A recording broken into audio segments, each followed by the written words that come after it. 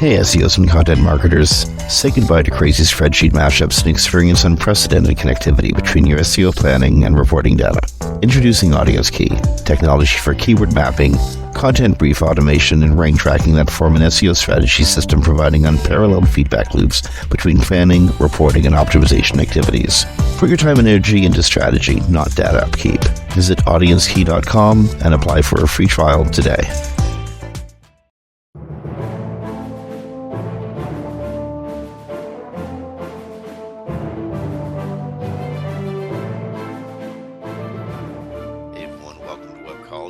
It's Thursday, the 29th of August, 2024. This is Jim Hedger from Digital Always Media and Kristine Schachinger from Sites Without Walls.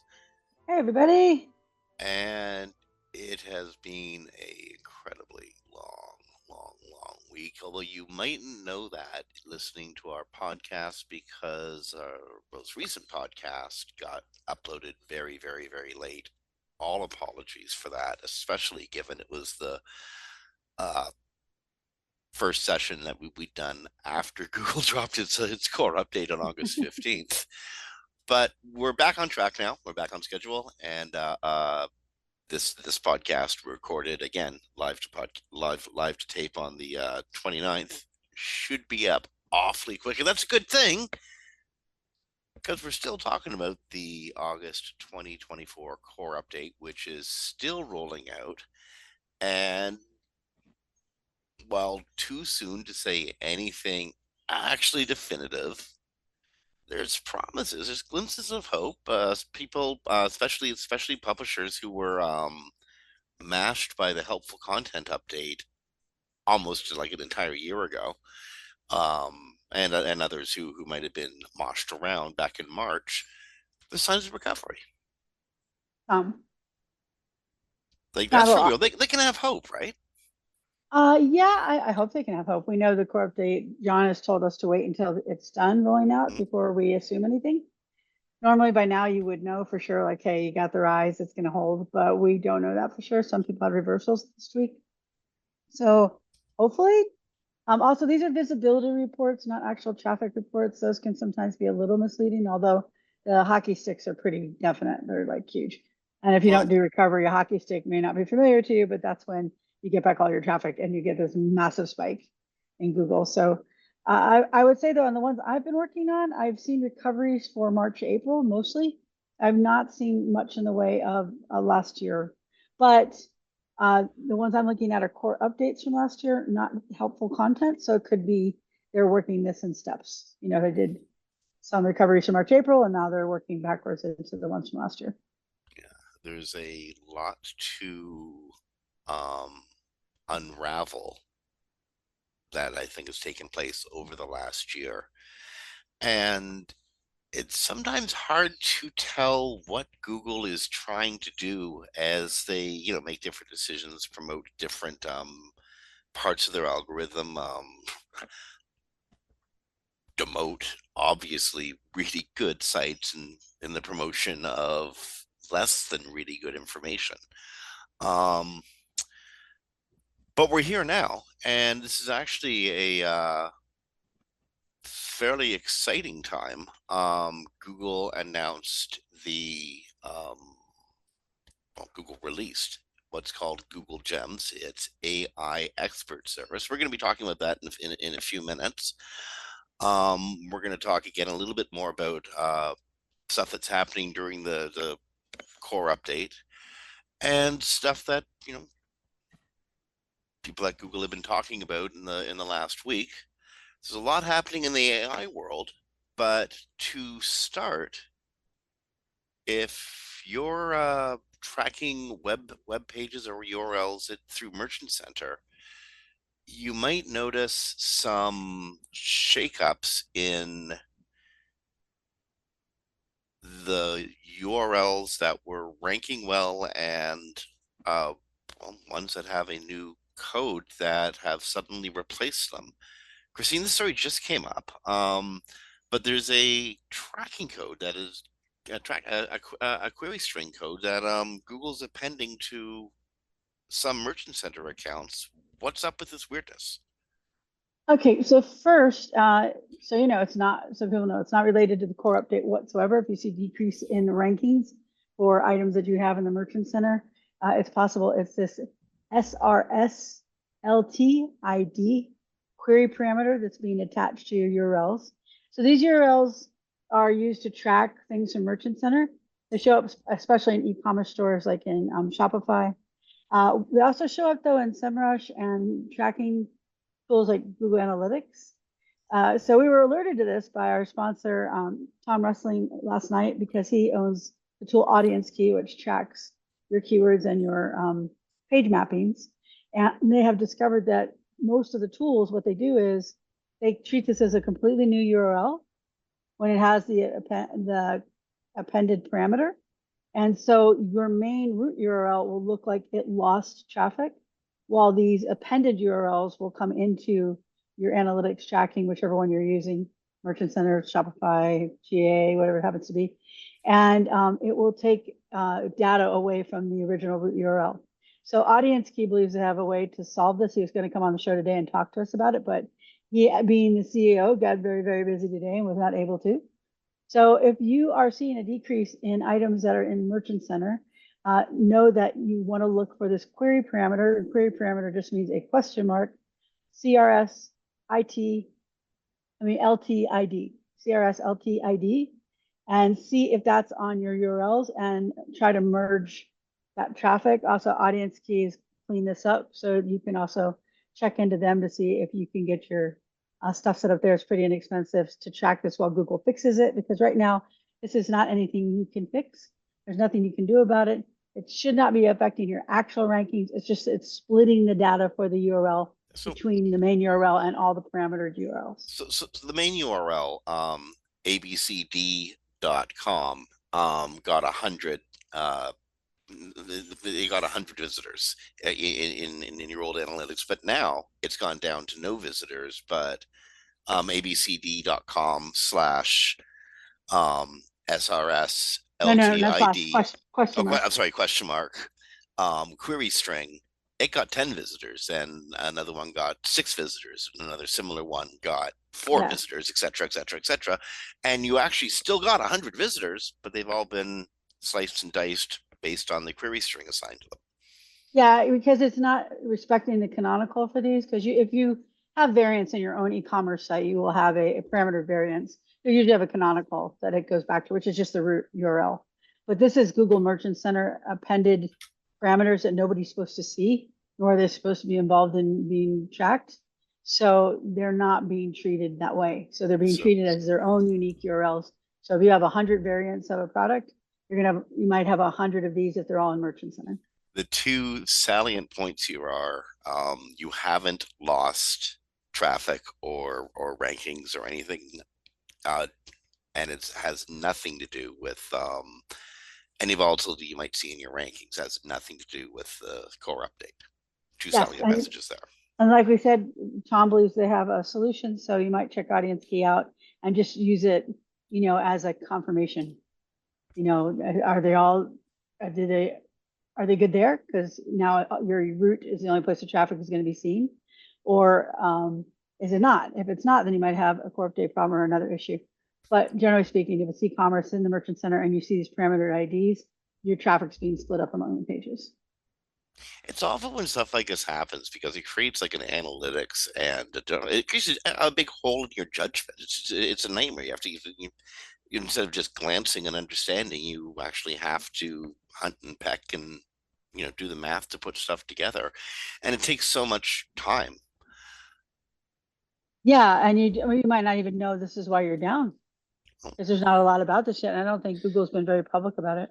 Well, there's an outage.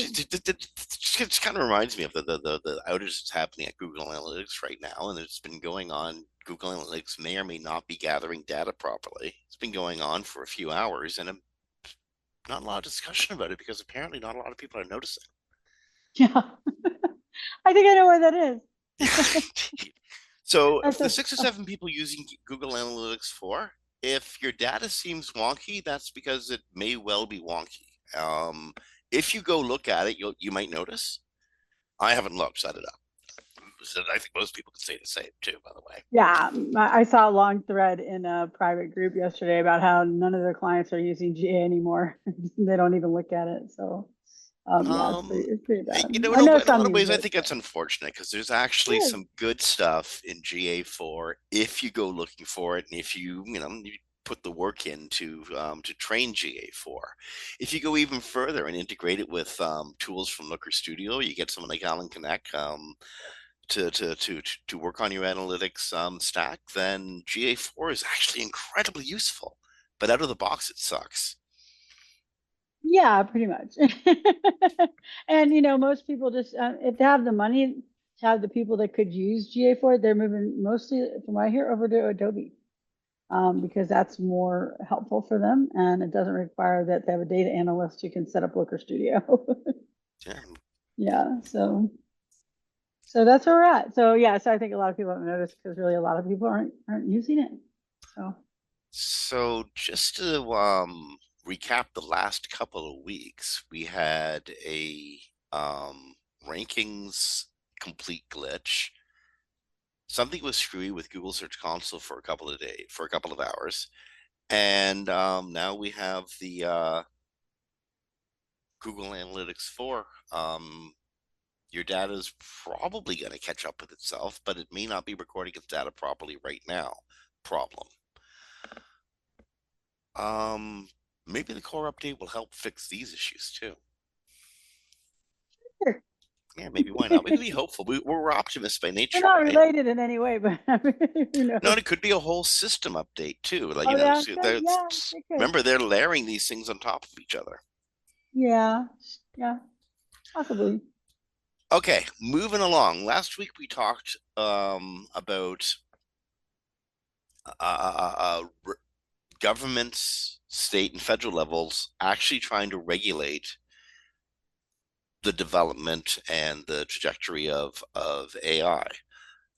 And I don't know. I think the concept got a hopeful but kind of skeptic reception in our conversation, Kristine. But this seems a little more straightforward. OpenAI and Anthropic have both agreed to allow the U.S. government to access new AI models before they're released in order to judge them and help improve their safety.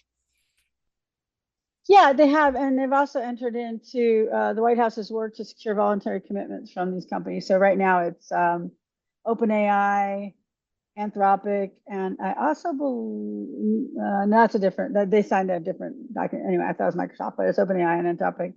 Hmm? And it does seem though that the California law that passed Wednesday pretty much is kind of the agent of change here, since they're getting state level possible regulations. Now they're more willing to work with the federal government. So we'll see. But I think it's a good step forward because the US AI Safety Institute director, Elizabeth Kelly, from an article from The Verge, has talked about the fact that it's just the start, but it's an important milestone as we work to help responsibly steward the future of AI. So I like to see that government and companies are now coming together and agreeing to do things to help secure the safety of these products. So I think it's good. One, I think it's a watermark. I think it's like almost the most low level way of noting a product is generated by AI is by putting some mark in it. And three giants, OpenAI, Microsoft, and Adobe, have all agreed to back AB 3211, which is basically California's "you got to watermark it" bill. Yeah, must be added to the metadata of photos, videos, and audio recordings. This is according to Informatica. Audio recordings that were created with AI. So, and also I read a recent article, and unfortunately I could not find it for today, but the watermarking is getting very good, and it's almost impossible to remove it. So when I originally started doing the watermarking, simply like you and me screenshotting it and changing it, that would I'll throw it out the window. Screenshots still may throw it out the window, but the changes to it will not. So as you change it, you can't remove the watermarking. and it doesn't get rid of the watermarking. So I think that's good because it allows companies like Google and Bing and Adobe and all those to let you know it's AI when you go to use the image. Also let people know in search if it's a deepfake, which will become very important in the next 78 days. Oh, veracity of information is going to become one of the most important cornerstones of the new web as we move into the AI era. And I think, I mean, as you said, people can do a screenshot and get around having a watermark on an AI generated image. But I think that our systems are going to become so sophisticated with the application of AI in everything that in the near future, studying metadata before looking at an image will become second nature because our AI assistants will do that for us. And if the metadata doesn't check out, the content may be on that we take it seriously, or maybe we don't take it seriously spectrum. Well, so we know in the law, they have to do is they have to watermark it, Mm-hmm. provide tools to verify watermarks, Mm-hmm. and a workable notification and reporting system that will report AI generated images that aren't being labeled.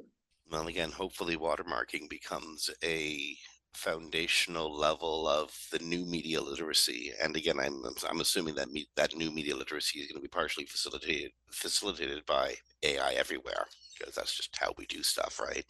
And well, I also think it can't help by labeling. I think people can also start to identify because right now, if you put up a fake image, one of the first things people look for, people who have no tech experience whatsoever, what do you There's a think the fifth very first? finger.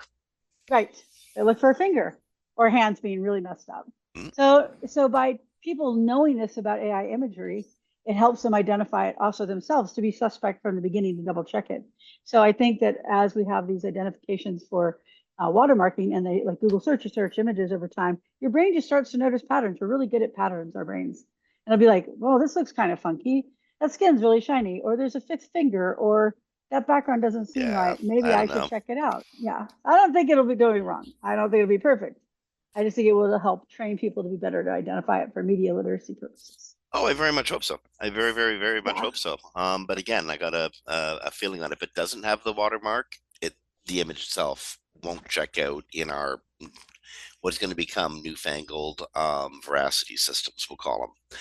Okay, here's a story that really weirded me out. I have no idea how in this universe, well, maybe in the universe we're moving into in 2024.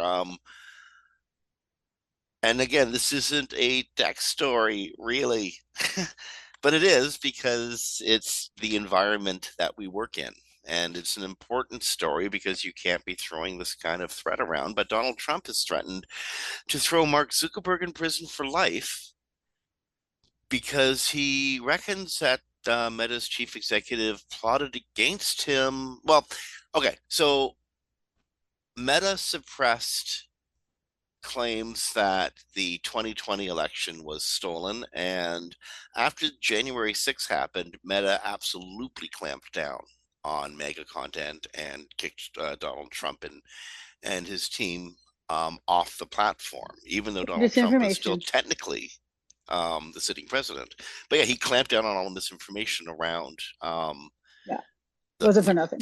quote unquote stolen election. Yeah. And so Donald Trump is claiming that this was Zuckerberg plotting against him, and has now said if Zuckerberg um, continues to plot against him moving in towards this election, he will be jailed for life. Yes. He Wow. said it. Yeah. He said in July, this is not the today thing, but it's related. Election fraudsters at levels never seen before, and they will be sent to prison for long periods of time. Yeah, we already know who you are. Don't do it. Zuckerbucks, be careful. So that was in July, and then now he's come out and just said he would just blatantly jail him. We know he had threatened him before because we reported on it. This is important because if you take the politics out of it, disinformation can be very harmful. Like during COVID, telling people not to get vaccines because it would kill you. We know scientifically 100% that's not what happens. Well, and we also know historically because it didn't happen. Yeah, Um, exactly. Got you. But so there's disinformation and then there's like political suppression. These are not the same things, but they've been conflated. So after around the election being rigged, there is 60 court cases that failed to overturn. There are no no, court indeed, cases that found on fraudulent. our waves, we accept that there was not a stolen election in 2020. Yes, We accept that. We do accept that it was in fact Trump and his team who tried to stage a coup on January 6th. These are facts. yes. That's And just how it we do is. know from Trump's daughter's own reporting that he doesn't believe the election was stolen. So, we know he talked to people in his administration. They know he didn't think it's stolen, but he's coming after Zuckerberg for his narrative. And he believes that Zuckerberg should not have been able to suppress that.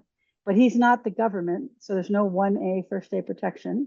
And he is a company that is supposed to protect its users from disinformation, something he's stepping away from right now, probably because of some of what's happened here. But they're allowed to do whatever they want. They could decide they don't like Burton Ernie content and never show it again. There's an artist I like. His name is Ren. One of his songs was delisted on every service yesterday. We don't know why yet. So, but they're private companies and they're allowed to do that. So as long as it's not for reasons of like protection, like you did it because the person is a person of color or a Much, woman or much something in of the that same nature. way that Elon Musk is allowed to ban the word cisgender Yes, just for the sake exactly. of it because he dislikes that word. Exactly. Okay, So yeah, so land the of the free. suppression wasn't the government coming in saying you must take this down. They worked with them to hopefully remove disinformation during COVID Mhm. to protect people from harm and from January 6th to protect people from harm. So that's the gist of it. So But it is Donald Trump's threat came in the advance of a book that's going to be released this week. It's election season, so so and by the there's a way, Trump book out. if if Trump was president and he arrested Mark Zuckerberg for the things that he says he did which weren't illegal, then that would be violation of the 1A because he's the government uh, punishing someone for their first speech, uh, for their First Amendment rights, free speech. So just a little twist on that story there. So in that same vein, Twixter X has made changes to a AI chatbot. It's a chatbot after five secretaries of state warned it was spreading election misinformation to the public. Michigan, Minnesota, New Mexico, Pennsylvania, and Washington's AGs, I'm sorry, secretaries of state, all sent letters to X, Elon Musk, complaining that Grok was going out and BSing about state ballot deadlines shortly after Joe Biden dropped out of the 2024 race. Yeah, so the actual letter they wrote specifies some of the things that they were writing, came together and asked him to remove the spot for, and that was things like false information on ballot deadlines, telling people in certain states that their election dates were other than they are. This is actually illegal also in the United States. You can't do that. You can't try to tell people the election date is on November 7th, but it was on the 5th. So I think the secretaries of state here definitely made the right call. It's good to see um, him stepping down from this because we know he often doesn't.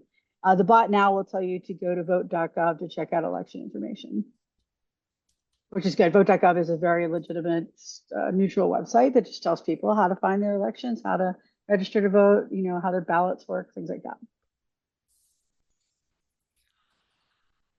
Okay, and sort of kind of in the same vein, a Brazilian Supreme Court Wednesday ordered Musk to basically pony up with legal representation in Brazil, get into court within 24 hours, or Brazil is going to suspend Twixter or X service in that country.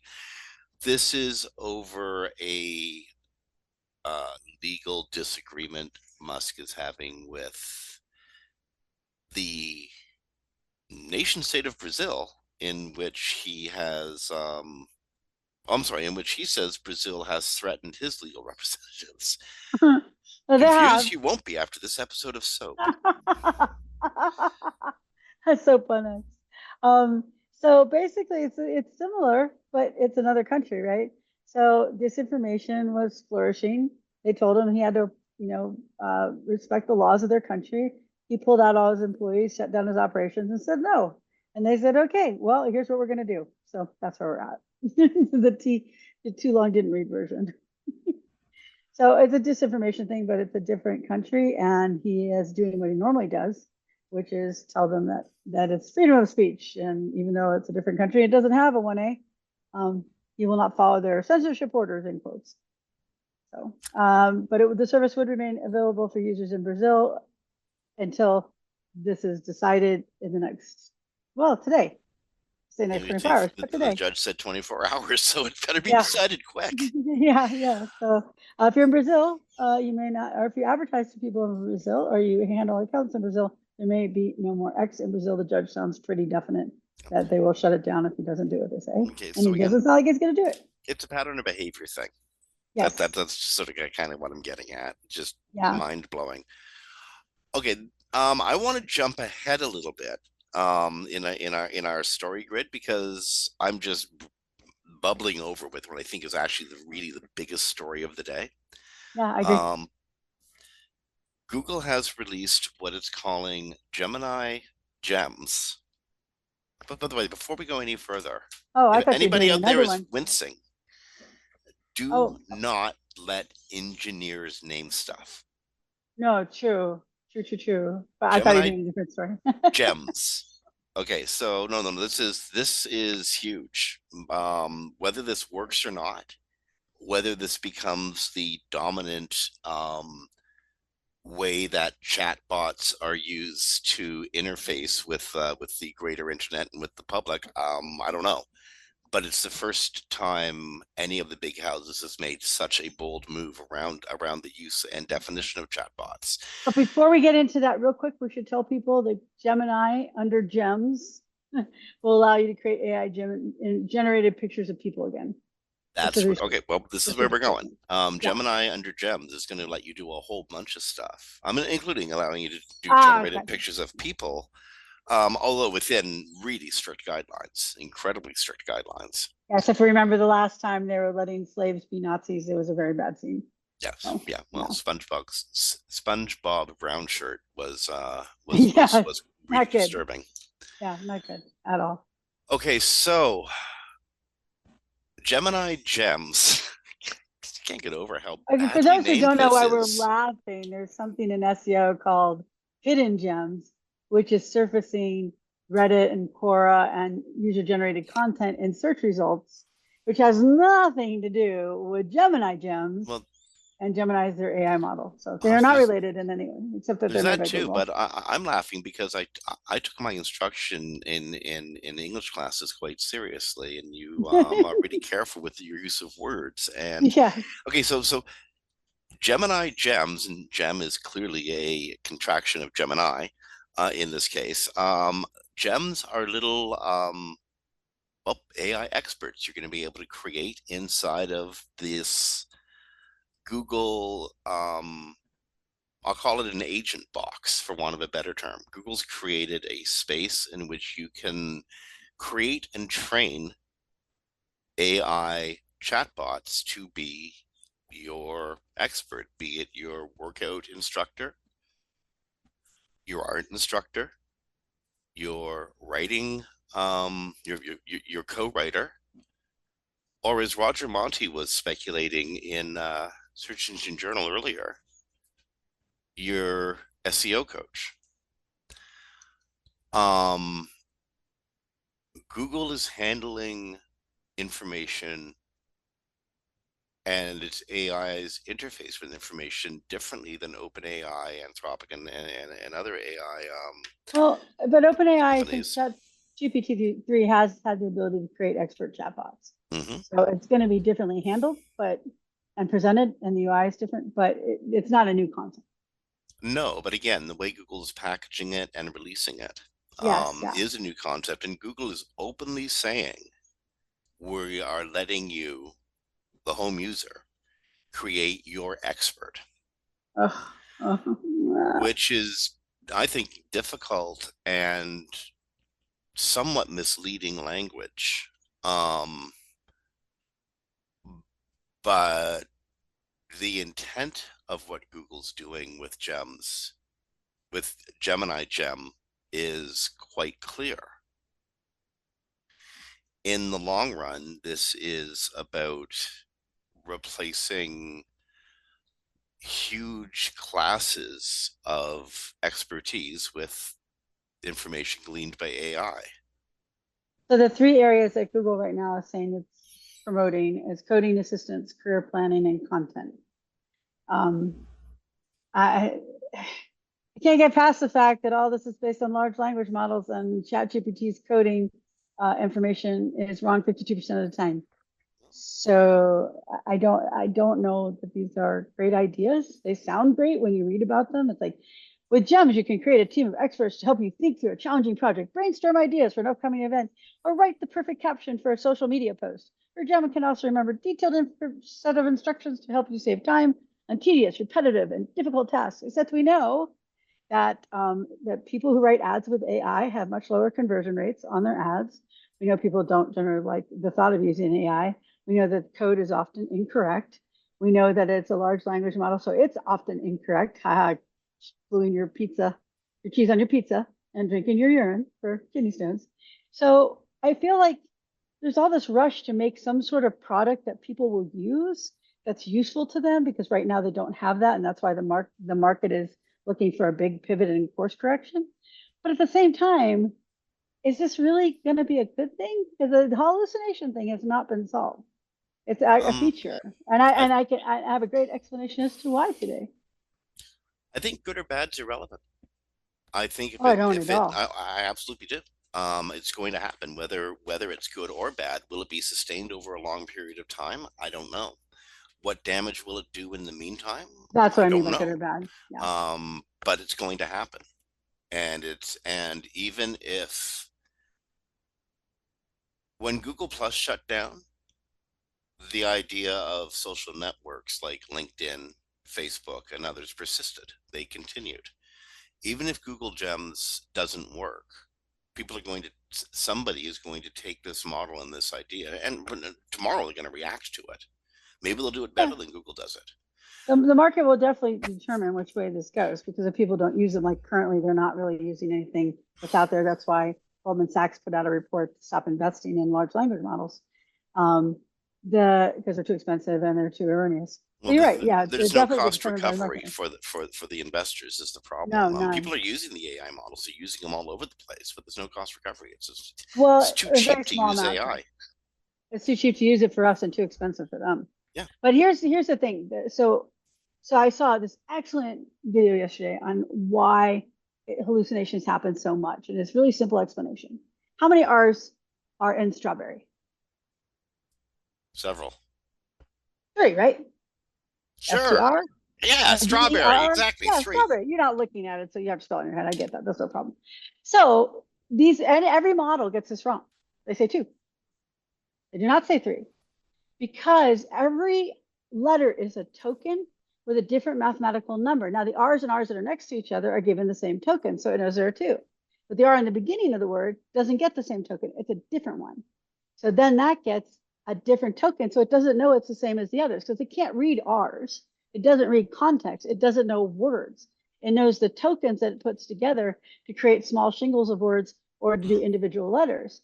And so the reason it gets it wrong and why it's a feature, not a bug, and almost impossible to correct right now, is it doesn't know the R and the other 2 are related in any way, because they're 2 different mathematical numbers. Well, isn't that cool? That's such a cool explanation I saw yesterday. It was from an AI academic at a university. It makes perfect sense. Yeah, so you can't fix that problem. So like trying to throw products on these that people are going to use, great. It'd be awesome. I could do all this. I could just code. I could tell you I saw an AI guy from IBM.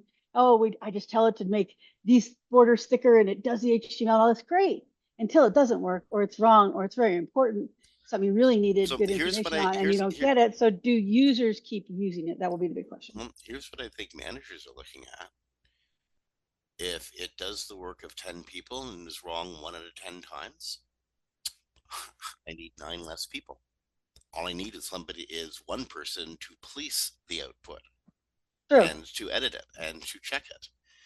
Um, I almost don't think that the hallucinations matter because the cost savings Uh, for the user, not for the proprietor, not for Google itself, but Google's looking very, very, very long run, and what happens when this gets integrated into everything, when it becomes let's people's lifestyle, lifestyle manager. See, that's where I disagree though. It is important to the person, they just don't know it yet. So like I don't use these things because I don't want to sit there and spend all day trying to figure out if it's right or wrong. Most coders stopped using ChatGPT, like real coders that I see on like social, stopped using it because it's wrong so much. They spend so much time debugging the code that it's not worth it to them anymore. So over time, there's a cruft buildup of, is the incorrectness a problem for your life? Now, if you're just talking about planning a trip, maybe not. But if you're talking about things essential to your life, to your money or your life situations, let's bring SEO into it, then it can become very problematic that you're getting bad information, even if it's 20% of the time or 10%, although it's much higher, usually 30 to 40%. So I think that there's this rush to make a product that people like gobble up, like, I like my Whoppers or something, not burgers, little candies. But once it's wrong all the time, once it gives you like, you know, food poisoning enough times, do you still use it? I don't know. So I guess we'll see. But I do think that's the danger in these things is they're trying to rush them out to market because they need something that will make money because these things cost so much money to make. And if people don't understand how much money, let's just put it into one little instance to continue to do what they're doing. Microsoft is going to have to create nuclear power plants to power these. So that's a lot of money with no viable product to regain the money, as you were just talking about right now. But it's really good for nuclear engineers. True, very good for and probably very good for green energy. Just Absolutely. can you maintain a Um, product that requires you to build nuclear power plants to power it? well, So, for what it's worth, at least half of this show is being powered by nuclear energy. Toronto is powered by nuclear energy. my area is mostly powered by solar. Not mostly, Excellent. but There you a go. lot of it's powered by This solar. show is almost entirely produced by renewable energy. We'll take our tax credits today. Thank you. In small unmarked bills left under a bench by that big dome thing they got in Las Vegas. Oh, that thing is so cool. Preferably. It's held the sphere. Yeah. So Okay, so again, the thing that I think I find most interesting about this story is it's the first of what I think we're going to see is a lot of really audacious announcements coming in the coming months from large tech houses. And after Google's completely craptastic, disastrous rollout in May, I'm pretty sure they will have double checked or triple checked. And if they haven't, mm, then they are the don't most know. careless C-level in modern tech history. Yeah, I'm thinking Sundar goes under careless or intentional at this point. I don't know. He's done a lot of moves that no CEO would normally do in a healthy company. So we'll see. So, Um, by the way, I did think that the biggest story that we missed that you were going to talk about, yeah, yeah. not to change you, was Yelp is going after Google for its antitrust. It's filed a lawsuit. Indeed. Well, Google and its antitrust problems. I mean, this just keeps adding upon itself. Yeah. I mean, Google's own practices and their own lawyers' practices are being like raked across the carpet by judges in this case. But yeah, Yelp is like, hey, Google hogs all the space in this review sector. They get to decide who gets shown and who doesn't get shown. And you know Is what's that really your Yelp funny? voice? You know what's really funny about this? This is my Yelp lawyer voice. You know what's really funny about this? What's that? I just picked up a new florist client just recently, eh? Yeah. And I compiled a list of search results that are relevant for that apply to keywords that are relevant for their specific florist shop in the specific location they're in, and they scored really well in organic search in Yelp reviews. Quite frequently, I only found this florist, they're a brand new client, I only found them because they were mentioned in a Yelp review that was placing extremely well in Google's organic search. What was Well, they Yelp's don't have a problem? problem with that. They don't have a problem with that. They have a problem with Google preferencing itself over Yelp. That's what they're suing on. And they're not, I mean, we know from the other cases, even in the EU, that they have been found guilty of doing that in court. So for Yelp, they might have a leg to stand on here, although Yelp has its own issues being gatekeepers themselves. But yeah, so we'll see. But they are suing, and they're basing it on the DOJ antitrust case that's already been decided against Google. So Yelp might have a leg to stand on where they wouldn't have had a leg to stand on before had Google not lost this case. So Well, we'll see. And we don't even know what's going to happen to Google yet because Judge Meta, that's so funny, it's Meta, MEHTA though, hasn't given the punishment yet, hasn't handed down the hammer. well, we know that however things come down for Google, they have not just Judge Meta. There's a panel of judges that are all hearing. I mean, there's like a jillion different motions that are flying around the courts while this case works itself out. And one of them questioned Google's counsel's actions. And in okay, so Judge Leonie Brinkerma in pretrial motion hearings flips on Google, criticizing Google for the way they handled information, privileged information, called the company's action absolutely inappropriate and not proper, and singled out Google's a memo in 2008 by Google's then chief counsel, Kent Walker, called, appropriately named, the Walker Memo. It should be the music, the Walker Memo. Dun, dun, dun, dun. Who created a communications policy that is tailored to pretty much bury critically important information, and in some cases automatically delete critically important information You know so what they that call they this could mode? bury Sorry, evidence. just so you They know. called it Yeah, Vegas mode. he calls it the Vegas mode, which I don't understand what that has to do with destroying You evidence. But bury the evidence deep where nobody will find it, like the desert. It's Vegas mode. you know, we won't get into this, but I did search and rescue for a year, and you don't bury people in the desert because No, they you mummify. dump them in Lake Mead. Yeah, they mummify, and then all the evidence is preserved. But anyway, I get now what you're saying, Vegas mode. Okay. Yeah, so if people, I don't know if people caught this is the ad tech antitrust trial, the separate one. It's the other antitrust trial. Yeah, that's the Um, one that's coming up like this week or next. It's yeah, supposed to, well, again, it's supposed to, but again, they got all these motions flying around. It's going to take yeah, forever to figure this stuff yeah. out. And then once it's found out, there'd also be the appeals and stuff. But the court singled out the so-called Walker memo containing what's referred to as incredible smoking guns as evidence of potential wrongdoing. That is not good coming from your judge. So yeah, I think no, so a couple weeks ago there was speculation from the other antitrust case that, Google might see different pieces of its business. Alphabet Corporation might see different bits of the alphabet severed from each other. A, B, D, E, H, I, J, you know. This, it's a different action, it's a different case, and it'll have a different decision and completely different outcome. Right. And Google still does rely for its revenue at Alphabet, not just Google, 85% on its ads. So Well, changes to its ad business could be absolutely devastating. well, again, don't forget Google has several different types of ad business. They do. Yeah. The two big ones are the PPC ads, AdWords, and the display ads, DoubleClick Media. The EU is going after both. They think they should be separated from Google completely. Truly incredible. They've already found them to be an antitrust. Yeah, they've already found them to be a monopoly. That was up last year, I believe.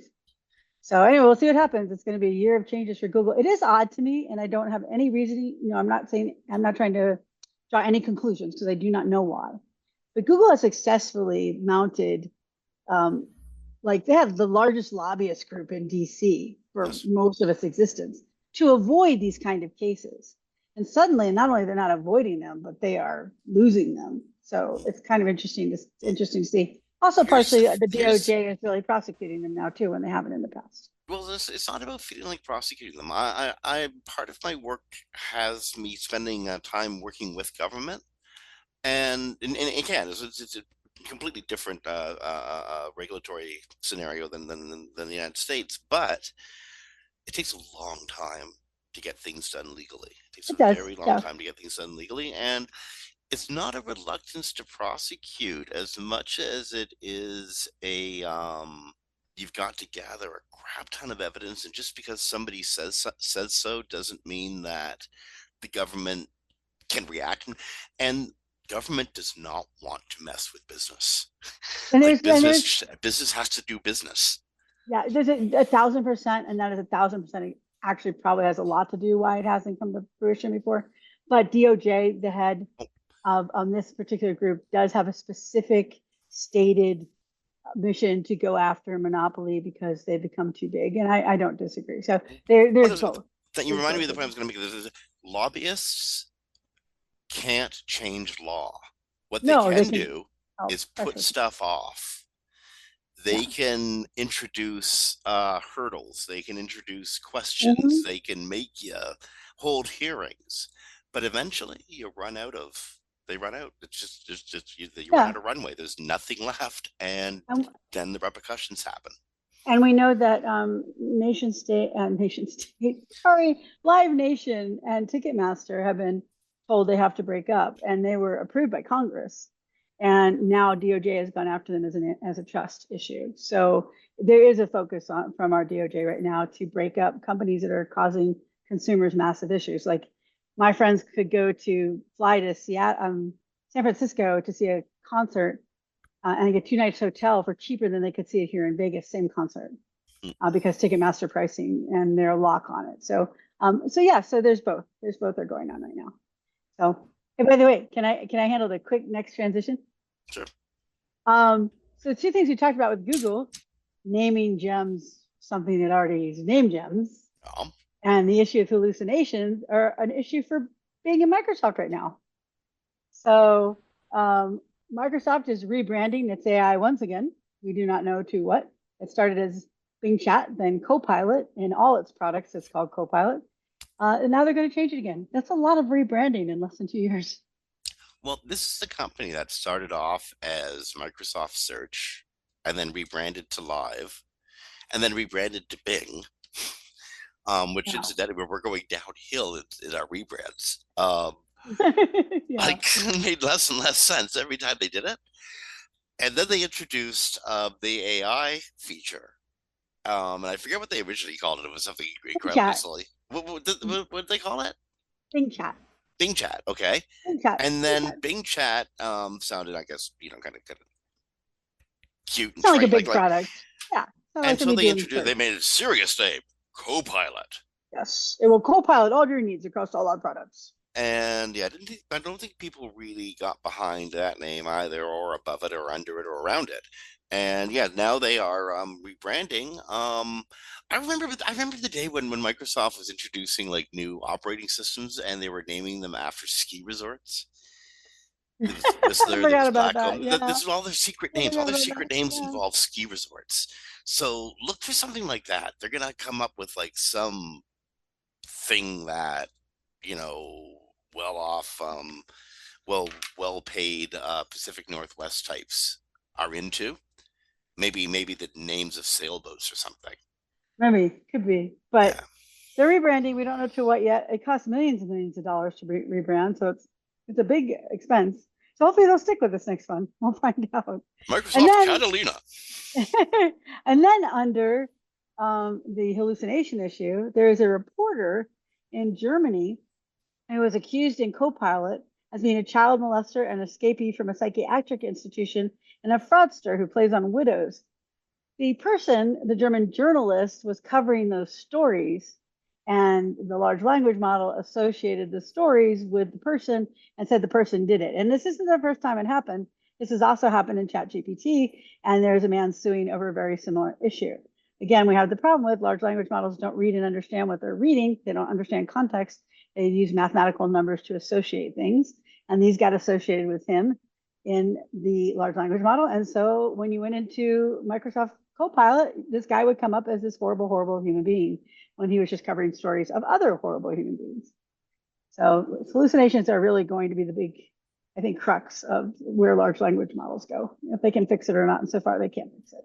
Well, again, this is kind of what I was getting at before when I said information veracity is going to be like a Oh yeah, crux of new media literacy. It's 100%. Yeah, I 100% agree. don't know exactly how to fix for that, except maybe our AIs have to go and perform multiple searches on any given document before serving that document to us. There may well have been other documents that clearly showed this guy has a byline, and isn't the headline. Remember, it's just a mathematical number, so it doesn't know the token, doesn't know the other tokens exist. So it wouldn't know byline, wouldn't necessarily be associated. No, but again, this is why you get a number of other searches conducted around it and then inspect those results and try to figure out from there. And that might be stepping outside of the LLM model. Yeah, like I am never going to be an NBA basketball player. I'm way too short. I'm much older than they are, and I'm not good at basketball. And there's no way to fix any of that. Maybe I could get better at basketball. I'm never going to be tall. Has somebody identified Kristine Schachinger as a WNBA superstar? No, but I'm saying that the LLM models, the issues are inherent to the model. They're not a bug that is created out of the model. They're inherent. I am 5'4.5". I will never be much of a basketball player. I tried when I was younger. It's inherent to the model. I'm short, and I don't have a big jump. So the model has an inherent problem that it tokenizes everything and it doesn't know the relationships of things. And so it doesn't know that it's putting out 2 R's in strawberry instead of 3.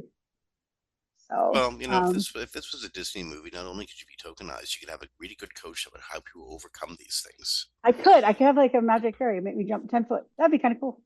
Yeah. So we should probably get to some Google stuff. Probably. I bet a lot of people are listening for that stuff, actually. Where do you want to go? I think you know what really excited me. Actually, can I try the video? Finally the video docs. Oh, well, video SEO. I mean, you remember that day when like suddenly all your video results just disappeared? This is a long one. I could have gotten through like 4 stories and then done that. Okay, let's do that.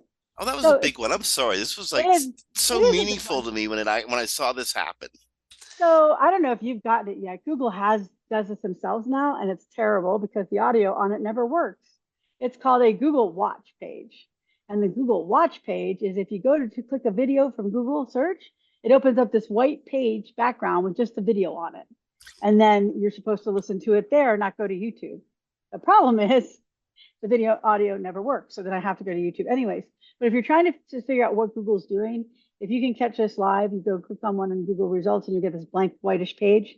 That's what they're talking about when they're talking about a watch page. So now all your videos have to have a watch page, which means it has to be the page has to be almost all about that video or solely that video. And things that qualify for it are a video landing page, TV episode page, news video page, sports highlight page, and an events clip page. And then the ones that are not, and the video is just complementary to the rest of the page, are blog post page, product pages, video category pages, and movie review pages with embedded movie trailers. So basically, this is one of those things I try to explain to people who hate going to recipe sites because they have to read the backstory of like their grandma came from Germany in 1800s. That was because Google said you had to put content on pages and the recipe sites didn't have the content Google liked, so they created it. Now we're going to have sites are going to have to create individual video pages for all their videos, probably because of some internal issue at Google. And if you want your videos to rank in Google search, you can't just put it on a page with a lot of other content. It has to be about the video. So I have an e-com client that sells recreational gear. And their audience is really big into videos on how to, set up, use, and work with this recreational gear. And so 3 years ago, one of our strategies was let's just flood. I mean, people are grokking on videos. Let's flood the market with videos. And the staff loved making them. And these videos were incredibly popular. They were on pretty much every product got a video made around it. Even if it was just a how-to video. How do you use this specific component? Here's how you set this up. So some of them were very boring. Some of them were quite fun. All of them took time to create, and all of them were getting a crap ton of traffic, either through YouTube, or they were just being clicked on page. And then one day, and we were able to trace their popularity in Search Console, and then in the video at Search Console, and then one day it all just disappeared. You just saw that the line went the reverse hockey stick. It just went down to nothing. And that was the day that Google changed its ideas, its way of measuring traffic to video. Finally, I mean, at least At they've least said you, something about it. yeah, at least now you know what to do because you get those messages like Google is, what is the message specifically? I always forget the wording. Like your I think the video is message not was the main "screw you" and all content. that money. I think it Yes, was something like that. basically. I had a site that lost 80,000 visits based on one video. So yeah, so you're going to really need to go to the search engine roundtable article by Barry. It's called Google Overhauls Video SEO Docs with More Details. He gives you all the details pretty quickly and succinctly. But if you want your videos to rank at the special little spots in the search engine, of course everyone does because they often show up at the top of the page, you're going to have to do your videos this way. And I know, honestly, to me, I think it's just silly that you can't just make it the main content above the fold and Well, Google be yeah. done with it. I mean, Yeah. what this is an evolution of policy that's going to go through another evolution until they actually get it baked right, because this is half baked. Yeah, and also Honest they're to God, doing I it mean, it's themselves. They're doing it themselves. That's the weird thing. So if you go, like I said, to Google search and you click on a video, you often get this white page that just has the video on it. And I didn't realize at first I wasn't going to YouTube because like it's a YouTube video. I was going to this white page and the audio never worked and it drove me crazy because I'm like, why does the audio never work? And I go back and check my sound settings and blah, blah, blah. And then I go and it says, click to YouTube and I go to YouTube. It works fine. And I've written them about it. It's been like for 2 months now, and they don't fix it. So, but that is what they mean by a watch page, a separate page, which is just basically the video for people to watch. I suggest people maybe just set up a section of their site that's like videos, even especially product videos you want people to see, because they're not going to take it off your product page. That is a no-no now. So take it and leave it on your product page so people who actually go to that page can see the video, but create a separate section of videos, put in a site architecture that makes sense, and just put video watch pages and then link to those from your main page as well. you can find all this documentation over at Google Search Central. Uh, and since Google Search Central, every SEO should be registered and signed up with them. There's a great deal of data and information on virtually everything, which is incidentally where your GEMS SEO expert is going to be drawing from, Yes. no doubt. Okay. Maybe. Whether they get it right or not is another question, but I'm going to do a couple quick stories and then we can go to one more immediate story. So Google's testing in your search results on Android's notifications box. And the notifications box is like notifications you get in Android and it's going to show in search at the top of search. I don't know that this is helpful. I already get those in my email anyway. So it's just a little odd, but you might notice this on your Android that you have a notification from your Android system showing up in your Google search. And it says from your notifications. So strange. And that's all we know about it. It's a little strange. I have an Android that has so many damn notifications that I don't pay attention to them anymore. I was at game night one night and my friend saw my notification stream pop up and they go, oh my, who has that many notifications? They go, Yeah. I do. I said, I get like 100 in every half hour or so. So, and most of Information things, push. yeah, and most things I can't turn off because not everything's important, but something important is in there. And so I have to keep them on. Google's issuing manual actions over Google Discover policy violations, the new one being related to misleading content. We do not allow content that misleads users into engaging with it by promising details that are not reflected in the content. Basically, if you're using clickbaity titles that don't reflect your content, you can get a manual action in Google Discover. I'll be honest, I hadn't heard of manual actions in Google Discover before. Apparently it's not a new thing, but it's just something that's not used often. Let me get this straight. Google's going to go after people for using clickbaity titles for getting like discovery traffic. Yes. Google, you're going to have to hire a lot more inspectors. This is going to take a while.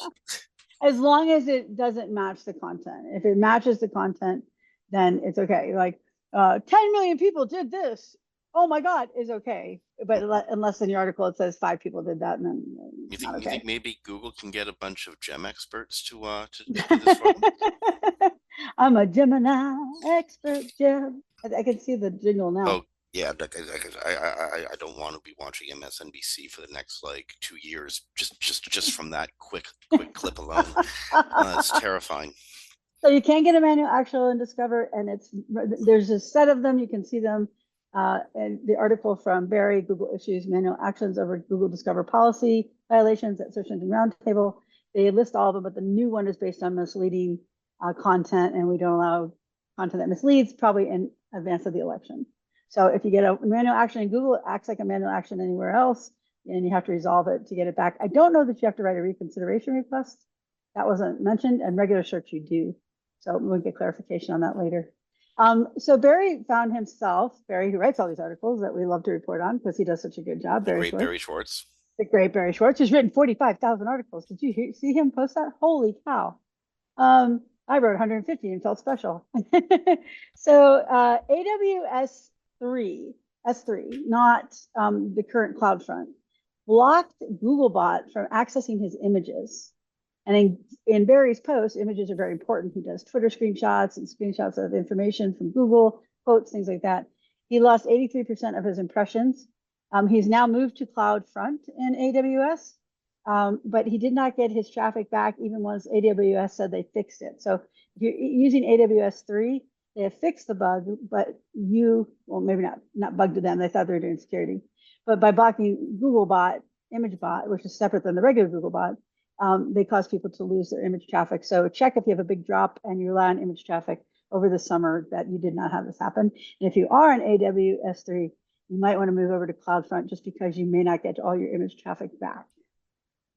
So, and then Google wanted to let us know, Martin Split wanted to let us know that sending bad actor traffic to a site doesn't hurt its rankings because you cannot judge who sends traffic. Now, this is not the same as if you're getting a DDoS attack or someone is overwhelming your servers. That can hurt your rankings because Googlebot can't get through. Oh yeah, indeed. But yeah, but this is under these like new people in the industry probably don't know kind of thing. So if someone's sending you a whole bunch of traffic, you don't really have to worry about it. But if it's like from China and India and they're not relevant traffic because you're in the US only, because that's where spam bots usually come from, you probably want to block that anyways because they're probably trying to get information from your site for spam purposes.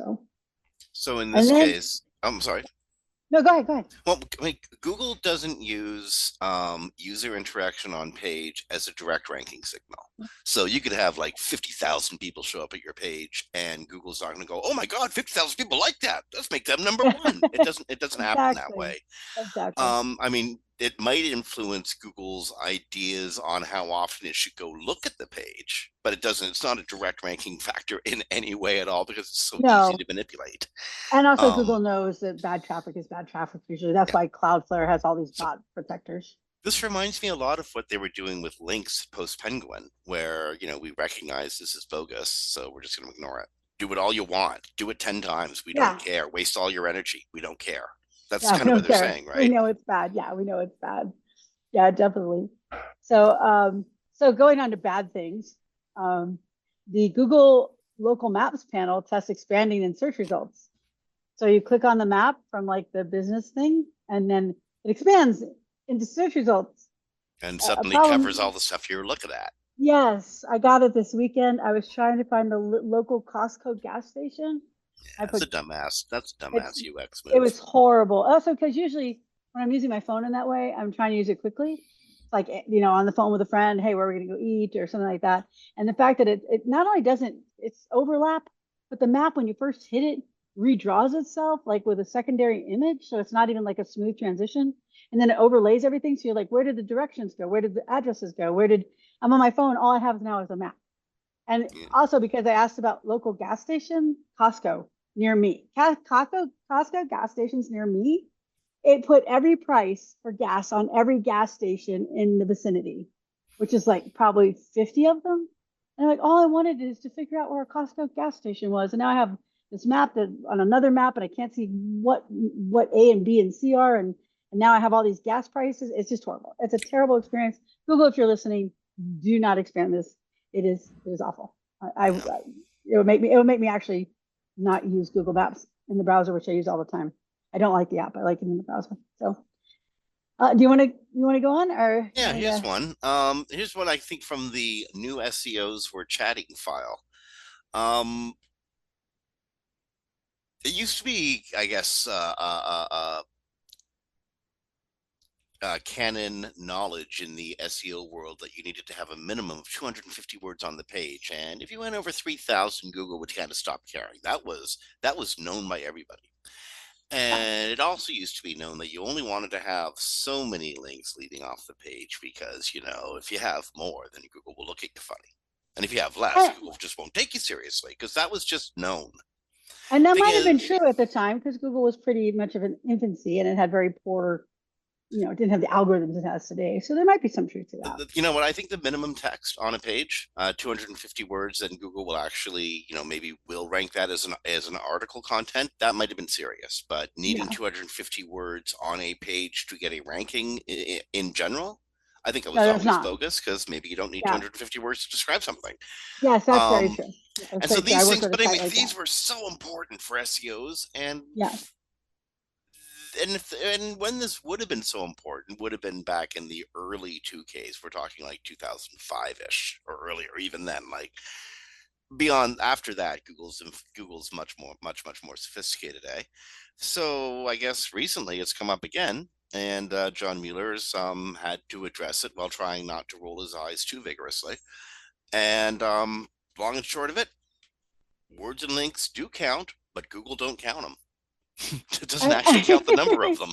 And what's really important is I do see people on Twitter giving like advice in quotes to people about helpful content. Like, well, you have too few words. I worked on a site that all they reported on was in Hollywood what people wore. And it was a very well trafficked site, millions and millions of visits.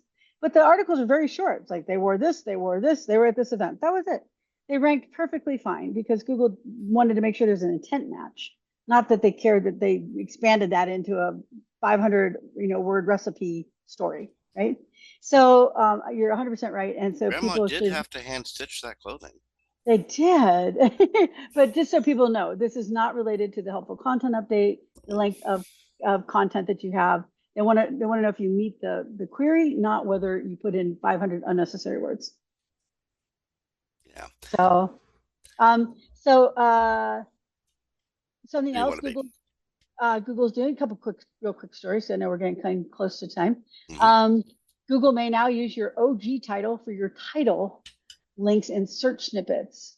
So the OG title you use For your for open your social graph. media, yeah, Yeah. this is new. There's like other ones that they've used for a long time: content and title elements, heading elements, content and OG title meta tags is the new one. So you want to just know that if your title is weird in a snippet, it's possibly because your OG title doesn't match your Google title, Yeah. your title tag on your page. So you want to make sure that they match if that's important to you.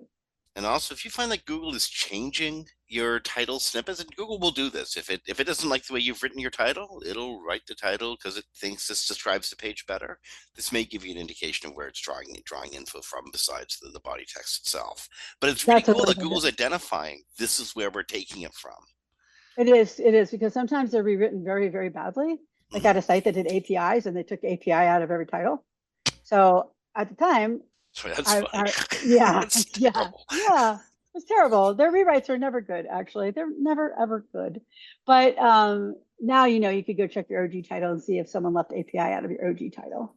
So just make sure you check those. And that's something now I'll make sure to compare. Maybe we can ask our crawling tools if they could add an OG field for us to look at them together. So Yeah.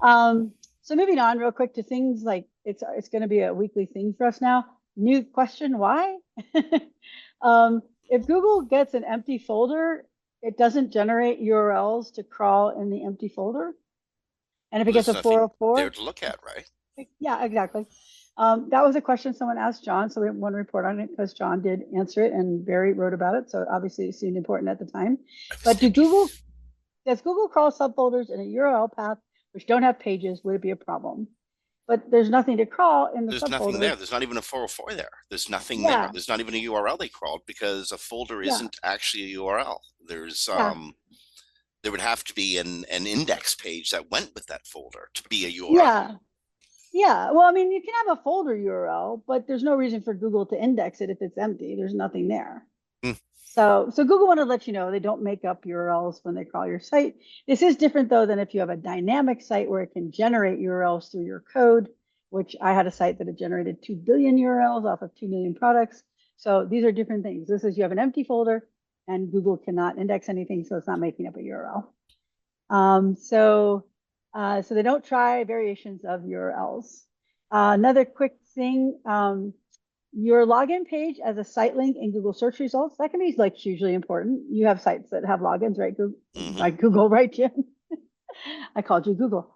So if you want your login page to show up as a site link in Google search results, those are the links under your main listing, under usually your domain name, like you put in your domain name in search. There's no definite way to do it, Google has said, but if it is important to you, Barry gave a list of some good ideas, like make sure you have a separate login link at the top of your navigation. And then, of course, that page has to be indexable and the link to the login has to be able to be followed, which is what John mentioned as blockers. Also, flat architecture sites where you don't really have a site architecture. We could do a whole hour on why that's not usually a good idea to have a flat architecture site, but those sites have a real issue with site links because Google doesn't have any structure to follow. So it doesn't have any easy way to tell if the link is important. So Google the only way you can deal with that is content hierarchy, and even indicate it in your content. But yeah. Yes. Okay, moving on. Google Ads accidentally released an internal tools button. It doesn't work. It's in the lower left. It's just there. It's a bug and will be going away. But if you see the internal tools button and you can't click it, you're not supposed to be able to click it because you're not supposed to be able to see it. Kind of like the AI companion button. Just don't click it. In Zoom, yeah, we have an AI companion button now, and everyone's afraid to touch it until we're done with the show. Google has also updated organization markup search documentation to clarify how images are selected for logos, so that if your knowledge graph panel or featured snippet and you're getting the wrong image there, you can read this documentation. It'll help you solve why your particular logo is showing up the way it is. And Google is still delayed on business profile appeals. They're delayed at least 7 days, up to 15 days. They should normally take 5. There isn't a lot of explanation from Google as to why, just that they're fixing the issue, and hopefully it'll be fixed soon. So if you have a Google business profile action against your account, it may take up to 2 to 3 weeks to get that removed in your appeal or to hear back on your appeal. All the good programmers are fixing the GA bugs. And then on have another been for the last 6 weeks. Exactly. So many bugs. It seems like you can't get rid of most of your programmers and developers and do just fine, as Twitter and Google are finding out. When you move your operation to swampland, you're going to get a lot of mosquitoes. That's just the way it goes. And when you get rid of all your repellent, you're going to get a lot of bites. Yep. Google is merging booking and on Google business profiles and local service ads to the same place so that users will be able to do all the booking in one place. It won't be in 2 different areas anymore. It will roll out in the next 2 weeks and partner migration over the next few months. Do we need to say anything else about that? Nope. I think it's we're getting really close to time, so we can't really say much about much of anything. Well, I think we've covered most everything. We have a want to make sure people know that there is a WordPress add-on to Elementor, not Elementor itself. It's called JEG, J-E-G. I said that right? J-E-G. Elementor Kit plugin has a XSS bug, which allows people to take over your site completely and upload malicious files. XSS bugs are something that everyone should make sure they check on their WordPress site, because when I check sites, it's one of the most available ways to attack a site, and it's not locked down. So you want to lock down your XSS vulnerabilities. And in this case, you want to update your JEG Elementor Kit plugin immediately to block this vulnerability, because this one will allow them to completely just destroy your site. They'll go hide something in somewhere in the database. You'll spend, the next 2 months trying to figure out how to get your site back. So you'll be deleting your database before you get your site back is what's going to happen. Yep, pretty much. And you want to make sure that you're updating your plugins all the time. Also, a lot of the services now, Insta, WordPress, and WP Engine, a couple of the others, they have automatic updating of plugins. You pay a small fee a year, and they will test the plugins before they roll them out. They can update usually about 90% of the time. Sometimes they run into a little bug and they want you to do it manually so you can check it. But those are great programs. They're worth every penny because as soon as there's a security issue, they patch it and fix it. And so you don't wind up with a site that gets hacked. I know a lot of people, especially Dave, who used to be the other part of the show. I worked with him for a while as a partner, and he had his own hosting, and he would spend often hours in the morning, like just fixing what someone attacked. Now with the newer services that weren't available then, they take care of a lot of that for you. So you want to make sure that if you're on WordPress, you're on a managed WordPress host who does things like fix these security issues and update your plugins for you. Yeah, my host does that for me. I mean, Yeah. it now. They don't do it for free. It's a rather expensive service, but the last time I got hacked, like 7 years ago, it really screwed up my day. Oh So yeah, it's worth the 250 or so I'm paying a year just to have this like insurance policy hanging over my head, and it frightens me how many emails I get that say we patched this problem. Yeah, it's great. And I use WP Engine. I believe it's 100 a year to do the patching, and they patch almost everything. So, and like I said, the only ones they don't is sometimes Definitely there's a worth doing. conflict. Yeah, totally worth doing. So, Jim, I think we did it. I think we made it through all our stories. We moshed our way through another week of major Google news. Okay, so the core update continues. It's we're 2 weeks in now. It's probably got another 2 weeks to run. If you haven't fallen off the face of the earth, you're probably okay, but anything can happen in the next few weeks. If you've gotten your recovery, congratulations. You can't entirely rest easy, but you can probably feel pretty good. Don't do anything drastic still, no matter where you're sitting. Just keep recording everything, keep studying everything, keep reading forums, and make incremental changes to your content to improve things and make it more useful and helpful for people. But don't make any major changes for the next week or so.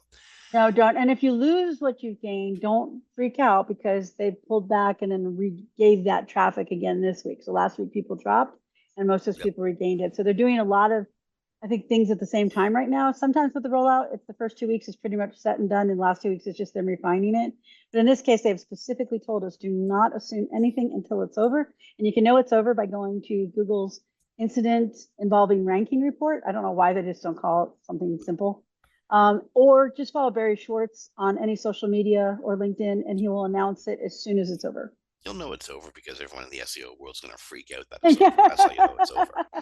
Okay, that's true.